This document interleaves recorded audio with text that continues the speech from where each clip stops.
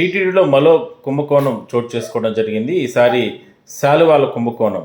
ఒక్కొక్క శాలువ 300, 350 రూపాయలు ఉంటే ఒక్కొక్క దాన్ని 1300 పెట్టి కొనుగోలు చేసినట్లు టీటీడీ గుర్తించడం జరిగింది. దీంట్లో పెద్ద ఎత్తున కొన్ని కోట్ల రూపాయల డబ్బును కూడా కొట్టేసినట్టు చెప్తున్నారు. సో దీనికి సంబంధించి ఇవాళ టీటీడీ పాలక మండలి సమావేశంలో చాలా క్లియర్గా నిర్ణయం తీసుకోవడం జరిగింది.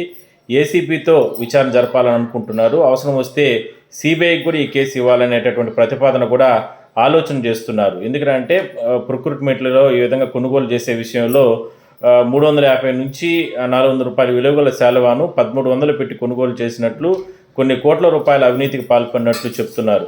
సిబిఐతో సమగ్ర విచారణ జరిపి అక్రమాలకు పాల్పడిన వారి పైన కఠినంగా శిక్షిస్తామంటూ కూడా చెప్తున్నారు టీటీడీ చైర్మన్ గారు.